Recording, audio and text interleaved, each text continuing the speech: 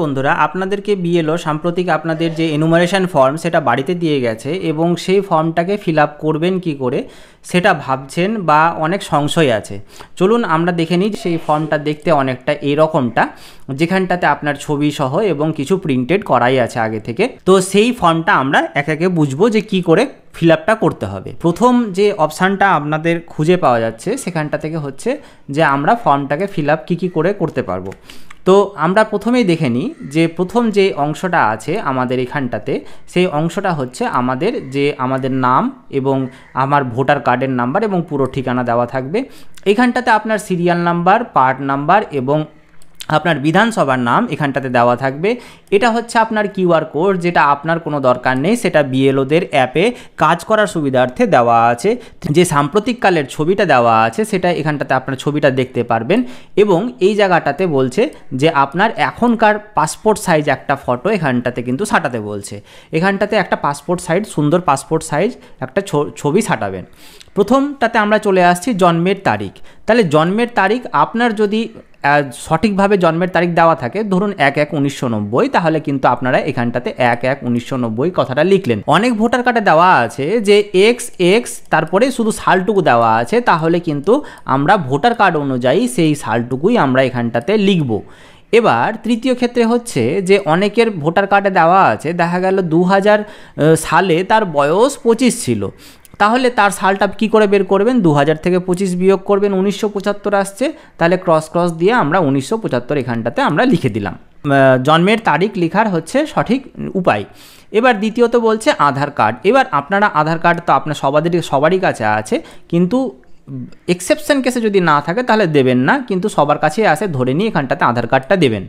এখানটাতে হচ্ছে mobile number, এখানটাতে কিন্তু আপনারা মোবাইল নাম্বারটাকে দেবেন। একটা মোবাইল নাম্বার সর্বাধিক 5 জন সদস্যের মধ্যে যোগ করা যাবে, তার বেশি কিন্তু যোগ করা যাবে না। মানে একটা পরিবারে একটা ফোন নাম্বার মাত্র 5 বার কিন্তু করা যাবে, তার বেশি কিন্তু করা যাবে না। এবার আসি পিতা অভিভাবক। এখানটাতে সবার বেশি কনফিউশন। এটা কি? এটা হচ্ছে পিতা অভিভাবক। এবার ছেলেদের ক্ষেত্রে ধরি, সবার পিতার নামই থাকবে অথবা মাতার নাম থাকবে। যদি কারো মাতা নাম থাকে তাহলে সেখানটাতে অভিভাবকের বলেছে। এটা কি বলেছে? রেসপেক্টিভ টু 25, মানে 2025 সালে যা ভোটার কার্ডে লেখা আছে সেখানটাতে কিন্তু আপনারা লিখবেন এখানটাতে। এবার বিবাহিত মহিলাদের ক্ষেত্রে এবার বলবো ওরা পিতা লিখবো না অভিভাবক লিখবো, এখানটাতে কী করে লিখবো, এইখানটাতে অসুবিধাটা হয়ে যাচ্ছে। তো এখানটাতে আপনার যদি স্বামীর নাম থাকে তাহলে কিন্তু আপনারা স্বামীর নাম লিখবেন। এবার অনেকে যদি ভয় পান যে না স্বামীর নাম লিখবো, এখানে তো পিতার নাম দেওয়া আছে, তাহলে পিতার নাম কেন লিখবো না, তাহলে আমার লিঙ্কেজ কী করে প্রমাণ হবে? সেই ক্ষেত্রে বলে রাখি, এটা কিন্তু রেসপেক্ট টু 25 মানে 2025-এর ভোটার লিস্ট অনুযায়ী লিখতে বলেছে। এবার সেই ক্ষেত্রে তারাও যদি বেশি ভয় পান তাহলে এক কাজ করবেন, আপনারা প্রথমে স্বামীর নামটাকে লিখবেন, তারপরে আপনার বাবার নামটাকে লিখে ব্র্যাকেটে কিন্তু পিতা কথাটা আপনারা দিয়ে দেবেন, ব্র্যাকেটে পিতা কথা, তাহলে আপনাদের সংশয় এখানটাতে মিটে যাচ্ছে। এখানটাতে পিতা বা অভিভাবকের এপিক নাম্বার, যদি আপনি অভিভাবকটা দিয়ে থাকেন তাহলে কিন্তু তার পিতা বা অভিভাবকের সেই এপিক নাম্বারটা দিবেন। এখানটাতে মায়ের নাম্বার, এপিক নাম্বার। এবার এই জায়গাটা যেটা আছে, যদি বিবাহিত হন তাহলে স্বামী থাকলে, পুরুষ থাকলে তার স্ত্রীর নামটা লিখবেন, এবং যদি মহিলা থাকেন তাহলে কিন্তু আপনার স্বামীর নামটা লিখবেন। তার এপিক নাম্বার যদি থাকে তাহলে এখানটাতে পূরণ করতে হবে। এটা গেল হচ্ছে 2025-এর রেসপেক্টে প্রথম পার্টটুকু। এরপরে চলে আসি লিঙ্কেজের পার্ট, মানে দ্বিতীয় পার্টটাতে আমরা কি দেখতে পাচ্ছি? দ্বিতীয় পার্টটাতে আমরা এখানটাতে একটা বাম পার্ট দেখতে পাচ্ছি আর একটা হচ্ছে ডান পার্টের দিকটা দেখতে পাচ্ছি। এটা কখন হবে? এই বাম পার্টটুকু ফিল আপ যখন হবে, এটা মনে করুন যে আপনার 2025-এও নাম আছে এবং 2002-এও নাম আছে, সেই ক্ষেত্রে আপনার 2002-এর ভোটার লিস্ট দেখে আপনার নাম এখানটাতে হবে।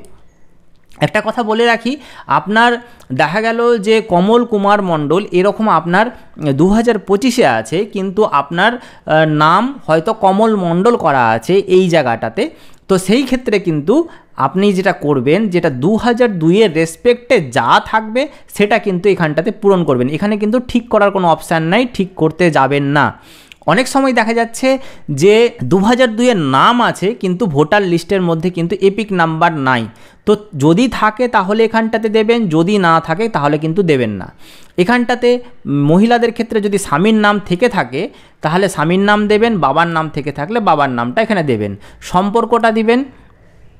তার মধ্যে তারপরে যাচ্ছে এখানটাতে জেলা দিবেন, রাজ্যের নাম দিবেন, বিধানসভার নাম দিবেন এবং বিধানসভা মানে 2002-এ যে বিধানসভাতে ছিলেন, মনে করেন যে আমি 40 মালদাতে আছি, তাহলে 40 এখানে মালদা এখানটাতে হবে এবং 2002-এ যে পার্ট নাম্বারটা আছে সেই পার্ট নাম্বারটা এখানে ফিল আপ হবে এবং ক্রমিক নাম্বার মানে সিরিয়াল নাম্বার যেটা আছে কিন্তু সেটা কিন্তু এখানটাতে ফিল আপ হবে। এরপরে যাচ্ছি নেক্সট পার্ট মানে এই পার্টটাতে কি, এই পার্টটা হচ্ছে আপনার লিঙ্কেজের পার্ট।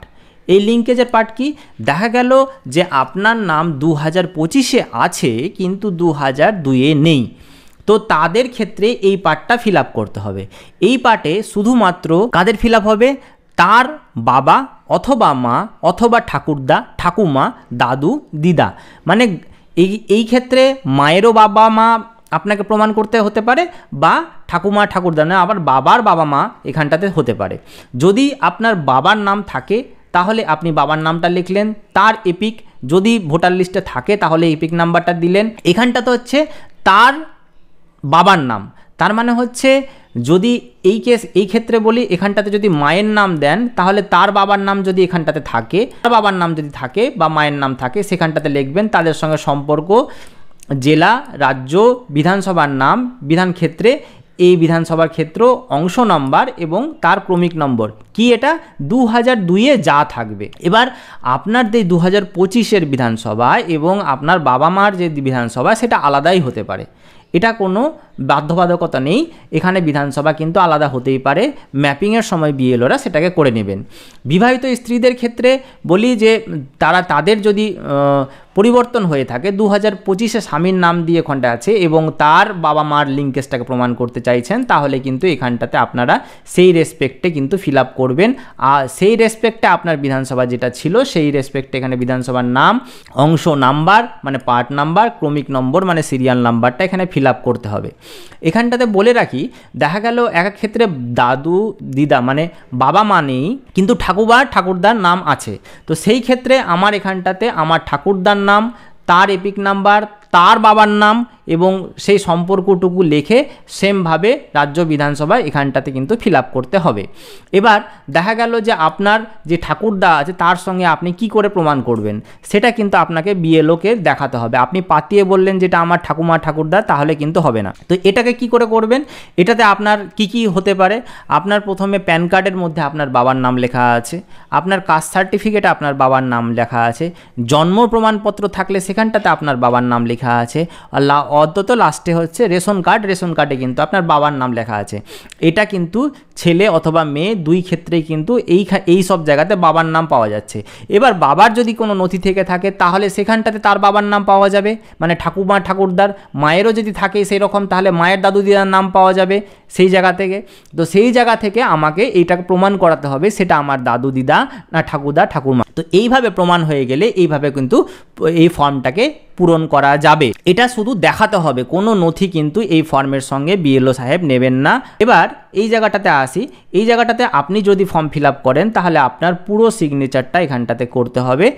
যদি আপনার হয়ে কেউ করে, দেখা গেল যে স্ত্রী বাড়িতে আছে, স্বামী বাইরে খাটতে গেছে বা কাজ করতে গেছে, সেই ক্ষেত্রে যদি স্ত্রী ফিল আপ করে তাহলে স্ত্রী এখানটাতে সিগনেচার করবে এবং ব্র্যাকেটে এই যে এনুমারেশন ফর্ম আছে তার সঙ্গে সম্পর্কটা কি এখানটাতে একদম স্পষ্ট ভাষাতে লিখে দেবে যে স্ত্রী, স্বামী, দাদু, দিদা, ঠাকুমা, তারপরে ছেলে মেয়ে যারা 18 বছরের উপরে আছে যে করেছে। অথবা যদি সে নিরক্ষর হয় তাহলে বৃদ্ধাঙ্গুলের ছাপ নেবে এবং বিএলও সাহেব বা আপনাদের কেউ তার পুরো নামটা লিখবে, তার সঙ্গে কিন্তু এখানটাতে আপনার যে পরিচয় এই এনুমারেশন ফর্মের সঙ্গে সেটা এখানটাতে স্পষ্ট ভাষাতে লিখে দেবে। এরপরে বিএলও সাহেব আপনাকে দুইটা ফর্মের মধ্যে একটা ফর্মে আপনাকে রিসিভ করে আপনাকে দিয়ে দেবে এবং একটা ফর্ম উনি নিয়ে চলে যাবেন ওনার পরবর্তী কাজ বিএলও অ্যাপে সেই কাজগুলো করার জন্য। আশা করি আপনারা বুঝতে পেরেছেন। আজকের জন্য ধন্যবাদ, নমস্কার।